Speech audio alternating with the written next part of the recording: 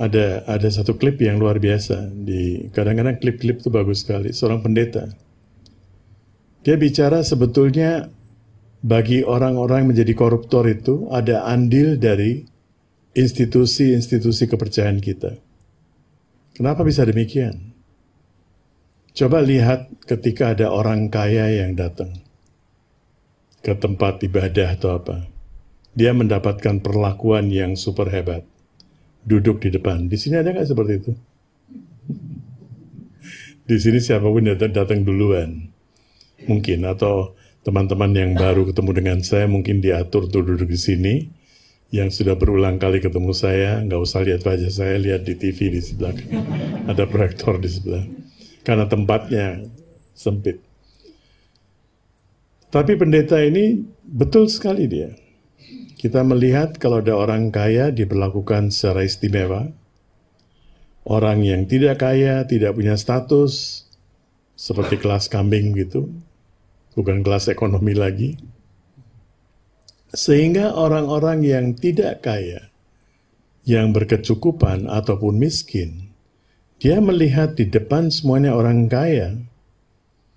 Dan orang kaya ini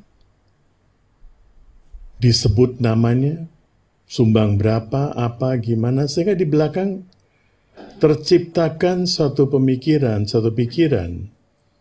Kalau saya mau dihargai di tempat ini, saya harus jadi kaya. Kemudian dia mencari-cari bagaimana untuk menjadi kaya. Kalau nggak bisa dengan cara normal, dengan cara tidak normal, korupsi. Beberapa hari yang lalu kita didatangi oleh seorang tamu di Ubud, kekayaannya kurang lebih 600 juta dolar. Kekayaan netnya dia pribadi, bukan perusahaannya. Perusahaannya lebih lagi. Kekayaan pribadi 600 juta dolar.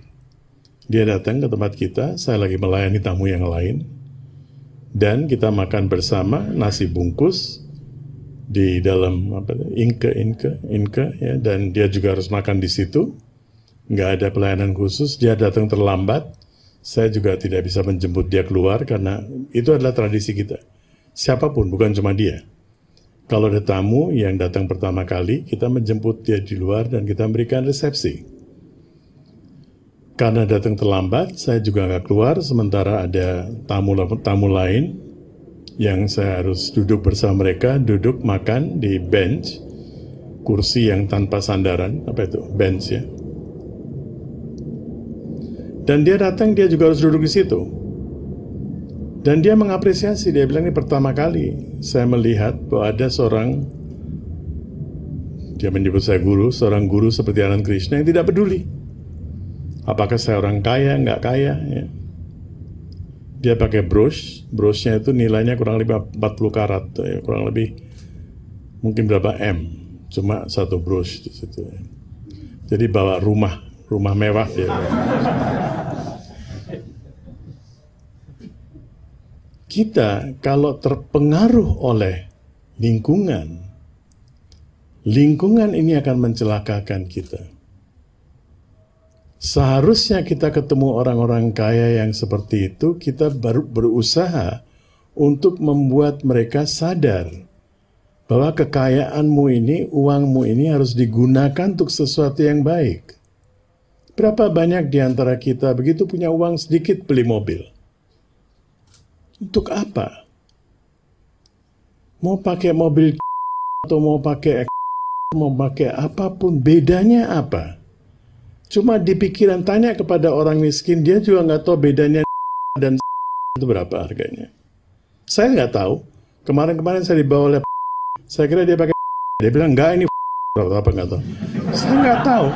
Bagi saya immaterial. Entah itu mungkin dia juga bingung, wah ini orang geblek nih. Saya pakai yang mahal dikira, but it doesn't matter. Kalau punya uang banyak, bawa 400 juta, 500 juta pakai mobil, do something. Lakukan sesuatu. Bukan membawa mobil dan kemudian mempengaruhi orang-orang lain untuk menjadi cemburu. Ini bukan untuk tapi untuk semua kita. kita semua. Kalau punya rumah, memang butuh rumah yang besar, silahkan. Kalau tidak butuh rumah besar, rumah kecil pun sama. Sehingga kadang-kadang kalau pembantu pulang untuk lebaran, kita bisa bersihkan rumah itu sendiri. Saya melihat begitu banyak orang begitu mau lebaran, stres ibu-ibu ini. Karena nggak akan ada pembantu. Sudah setahun kerja pembantunya mau lebaran 2 minggu, ya oke lah ya. Tapi dia stres, khususnya di Jakarta. Stresnya bukan main tuh. Begitu lebaran, beli dulu obat minum, obat-obat itu yang supaya bisa tidur tanpa stres. Karena hiperaktif, dia menimbulkan stres bagi dirinya, stres bagi orang lain. Itu rajas. Tamas adalah orang yang geblek, orang yang malas. Orang-orang yang malas ini nggak mau kerja mengharapkan mertua indah. Kalau punya orang tua, ya oke. Kalau enggak, mertua masih ada. Masih punya rumah, masih punya apa. Jadi ada 3 macam orang. Yang tenang, tapi cukup aktif. Hanya aktif, super aktif, sampai menjadi cemas.